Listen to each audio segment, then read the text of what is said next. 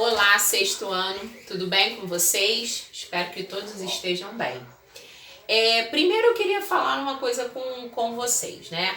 Eu novamente vou pedir para quando os alunos acabarem de assistir esse vídeo, né? Que coloque lá nos comentários, lá na plataforma, o nome todo. Se tiver alguma dúvida, coloque lá na plataforma. Que se houver a necessidade, a professora vai fazer uma videoaula só para tirar as dúvidas de vocês, ok? Então, teve dúvida, não esqueça de colocar o nome quando acaba de assistir o vídeo, porque isso vai estar contando como a presença de vocês, tá? E qualquer dúvida, não tenha vergonha, vai lá na plataforma, coloca, professora, tô com uma dúvida, ou não entendi, faz as suas colocações, vamos começar a interagir com as nossas aulas, que eu acho que é importante. Tô sentindo falta de vocês, de interagir com vocês, e nesse momento difícil, nós temos que fazer de que forma? Através da plataforma, ok? E hoje nós vamos finalizar o nosso quarto capítulo do livro. Nós vamos finalizar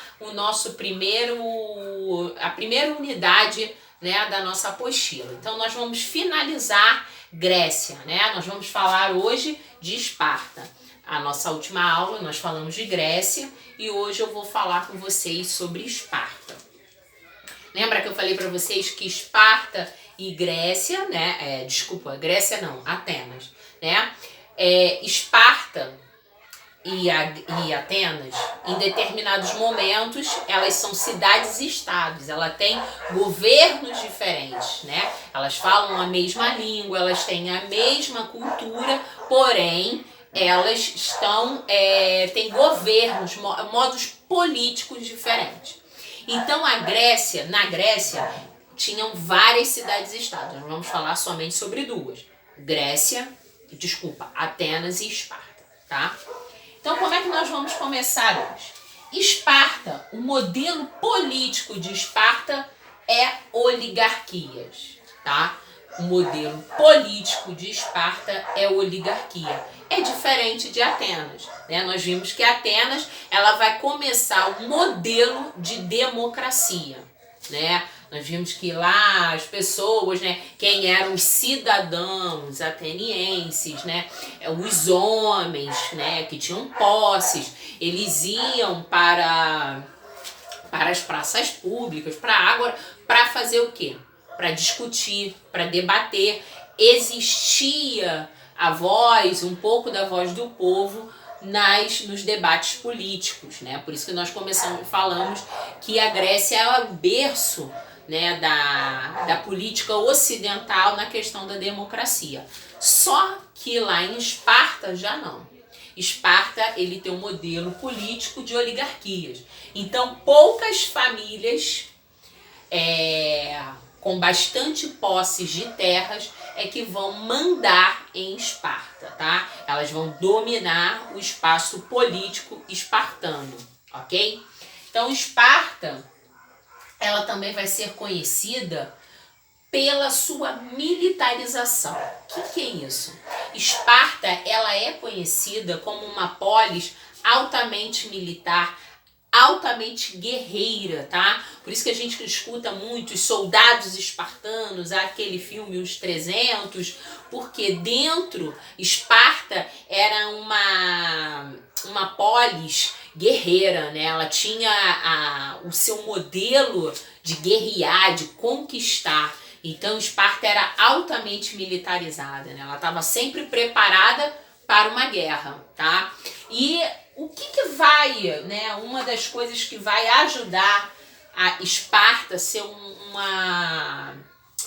modelo político também de oligarquias, né? Porque ela é uma região de terras férteis. É diferente de Atenas. Atenas já não tinha tanta fertilidade. Lembrando que Atenas, para conseguir produtos agrícolas, ela tinha que ter um intenso comércio marítimo, né? Para ela poder fazer essa troca, né? Tanto de comércio quanto cultural, tá? Já em Esparta nem tanto. Ela é um pouco autossuficiente. Porque a região das terras férteis ela vai produzir o que o espartano necessita, ok?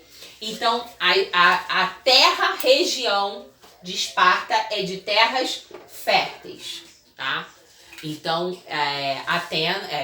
Esparta ela não vai necessitar fazer esse intercâmbio comercial, né? Buscar de outras polis produtos para se alimentar, porque ela produz, tá? E quem é o dono dessas terras férteis, tá? São os donos são os espartanos. Nós vamos chegar lá na sociedade, né? E eles são donos e eles são chefes dessas oligarquias, ok? Dentro de Esparta, como era o indivíduo espartano, né? Quem era esse homem que vivia em Esparta, né? A sociedade de Esparta, o indivíduo ele vive para o Estado, né? Uma das coisas mais assim essenciais para o espartano é que o espartano, a vida dele era pautada para o Estado. Quem é o Estado? As oligarquias. Então, ele sempre tinha o seu modelo de vida pautado pelo que o Estado dizia. Um exemplo é que o Estado que decidia o que o menino iria estudar, tá? Ele havia a criança quando nascia, né, os anciões iam lá e eles iriam decidir qual era o futuro daquela criança. Ele iria ficar com a mãe até os 7 anos de idade. Após os 7 anos de idade, ele ia para as mãos do Estado e lá o Estado ia ver, né? Geralmente, o espartano, homem, a professora está falando do homem, ele quer ser guerreiro, ele quer participar da guerra, ele quer participar desse exército, tá? Espartano. Então o indivíduo ele vive para o Estado é que molda a vida do indivíduo em Esparta, ok? A sociedade altamente rígida, né? Então bem delimitado, não havia mobilidade social, tá? Então cada um sabia da sua classe. Então era uma sociedade rígida. E quem mandava nessa sociedade? O Estado, as oligarquias. Então, era um Estado sempre pautado pelo governo. Esparta era uma sociedade sempre pautada pelo Estado, ok? Tem que ficar isso bem gravadinho aí na cabeça de vocês. Então, ela tinha uma sociedade rígida e militarizada, tá? Então, os guerreiros espartanos, eles eram bastante conhecidos. Porque, como eu disse, Esparta não fugia de uma boa guerra, de uma boa luta, ok? E pouca mobilidade social. O que é essa mobilidade social que a professora está falando? Vamos dar um exemplo aqui. O espartano. O espartano é o grupo dominante, é quem manda, né? Os espartanos são os donos das grandes terras, né? Então, o espartano, ele é sim um indivíduo, ele é um cidadão de Esparta. Ele é o grupo dominante, é ele quem manda em Esparta, tá? E é ele quem tem direitos políticos. Quem vai dominar, quem vai ter direitos na justiça, em como comandar Esparta, essa polis, são os espartanos, tá? Então, eles que têm o direito político. Aí, outra classe social, os periecos, tá? Os periecos eram nada mais nada menos que os comerciantes, os artesãos, né? Os escritores. Eles eram os homens, né, que viviam em Esparta, tá? Os periecos. E os meninos periecos serviam ao exército. Tá, eu servi o exército e eu era um grande chefe militar? Não. Quem era o chefe militar? Espartano. Mas para ter o exército, né, o soldado, aí sim, o soldado vai ser o perieco. E os periecos tinham direitos políticos? Não. Os únicos que tinham direitos políticos em Esparta eram os espartanos. E os zelotas? E os zelotas eram os escravizados, eles pertenciam ao Estado. De que forma? Lembra que eu expliquei para vocês? Tive uma luta, entrei em luta com uma outra polis. Aqueles meus prisioneiros vão virar meus o quê? Meus escravizados, tá? E eles não tinham direitos políticos. E eles pertenciam a quem? Ao Estado, tá? Às oligarquias. Então, todo escravo dentro de Esparta, ele era escravizado e pertencia ao Estado. Outra coisa também que é importante, tá, gente? Os espartanos, eles eram altamente preconceituosos com os estrangeiros. Então, muitas das vezes, os ilotas, eles eram escravizados e eles eram o quê? Estrangeiros, tá? Porque eles vinham de outra polis ou de outras civilizações, tá bom?